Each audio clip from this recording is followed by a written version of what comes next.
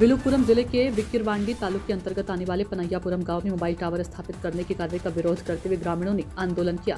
आवासीय क्षेत्र के भीतर मोबाइल टावर लगाए जाने से आम जनता के स्वास्थ्य पर प्रतिकूल प्रभाव पड़ेगा, ये कहते हुए ग्रामीणों ने विलुपुरम जिला कलेक्टर कार्यालय के सामने धरना प्रदर्शन किया। इस दौरान ग्रामीणों ने कहा कि आबादी वाले क्षेत्रों में मोबाइल टावर लगाना जनता के साथ अन्याय है और इससे बच्चे, बुजुर्गों तथा महिलाओं सहित सभी को रेडिएशन से खतरा हो सकता है, इसलिए मोबाइल टावर निर्माण कार्य को तत्काल रोकने की मांग की गई।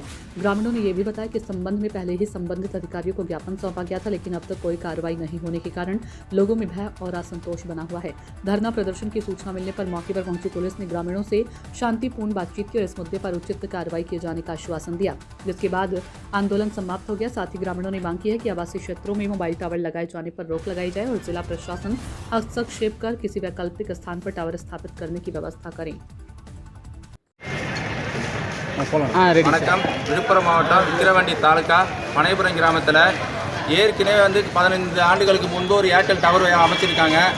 அப்போவே பல கட்ட போராட்டம் நடத்தியும் அது அதிகாரிகள் செவி சாய்க்காமல் நடைமுறை கொண்டு வந்துட்டாங்க. ஆனால் இப்பொழுது மீண்டும் அதே பகுதியில் ஒரு ஏர்டெல் டவர் மீண்டும் ஒன்று அமைக்கிறாங்க. இது அமைக்கும் போதே மாவட்ட ஆட்சியாளர், தாசில்தார், டிஓ, முதலமைச்சர் கொண்டு மனு கொடுத்தோம். கடந்த 5ஆம் தேதி மனு கொடுத்தோம். ஆனால் அந்த மனுக்கு எவ்வித நடவடிக்கை இல்லை. அதிகாரிங்க வேலை செய்கிற அந்த கார்ப்பரேட் நிறுவனத்துக்கு தான் பாதுகாப்பு கொடுக்குறாங்க. போலீஸ் கார்ப்பரேட் நிறுவனத்துக்கு தான் பாதுகாப்பு கொடுக்குறாங்க, தவிர மக்கள் மனு மீது எவ்வித நடவடிக்கையும் இல்லை. ஏன்னா அந்த பகுதியில் பார்த்தா பெண்கள் கருக்கலைப்பு அதிகமாக இருக்குது. கிட்டத்தட்ட பார்த்தீங்கன்னா நிறைய பேர் இருக்காங்க. குழந்தைங்களுக்கு ஊனமாக இருக்கிறாங்க.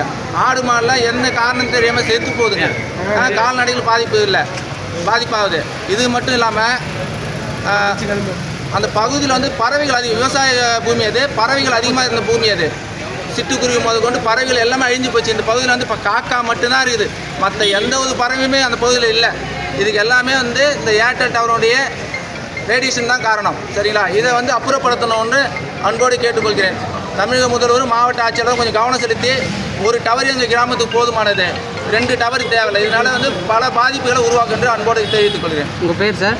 விஜய் வடிவேல், விழுப்புரம் தென்மேற்கு மாவட்ட செயலாளர். நீங்கள் என்ன பெட்டிஷன் கொடுத்ததுக்கு ஏதாவது நடவடிக்கை எடுத்துருக்காங்களா? எந்த நடவடிக்கையும் இல்லை. அது மீண்டும் வேலை செய்கிறாங்க சொல்லிட்டு தான் போய் தடுத்தோம். போலீஸ் கார்ப்பரேட் நிறுவனத்துக்கு தான் பாதுகாப்பாக நின்னாங்க. எங்களை கைது பண்ணவும், எங்களை மிரட்டவும், அச்சுறுத்தவும் தான் காவல் நிலையம் வந்தது. இன்ஸ்பெக்டர் கொண்டு காவலர்கள் வந்தாங்க.